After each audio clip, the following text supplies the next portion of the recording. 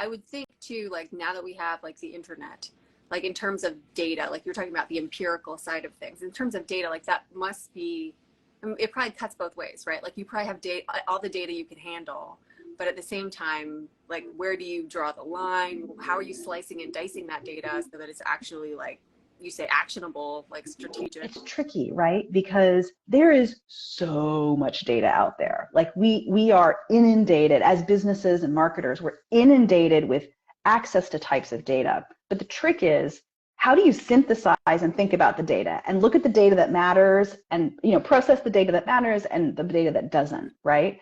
And that is an ongoing kind of challenge and opportunity for marketing, I think, because there are lots of tools that use machine learning and AI out there that help marketers, get a better sense of what is happening in their markets. So I'm a huge proponent of using a variety of data. Right? Organizations have a ton of data they collect internally, and one of the, and this is not necessarily my area where Pebble works, but there are companies that, and platforms and solutions that help marketers and businesses like dashboard their own enterprise data to get insights about their customers. And that's a really powerful thing. Yeah. There's also, though, a form of data, and this is the data that Pebble works in, is qualitative data and quantitative data. And we collect, and we're part of an industry that helps service companies and clients by collecting bespoke, customized first-person data for them, right?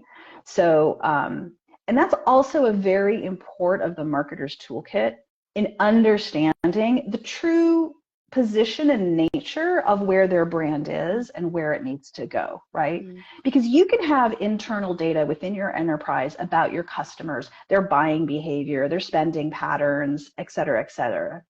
But those are the people who buy now. And the thing that is really important to remember is, 95% of your future customers aren't customers yet. And so what, as a marketer, you always want to serve your current clients, but business growth comes through acquisition of your future customers, those people who will become customers or will enter the sphere of being your target audience, but aren't quite there yet. Yeah, makes sense.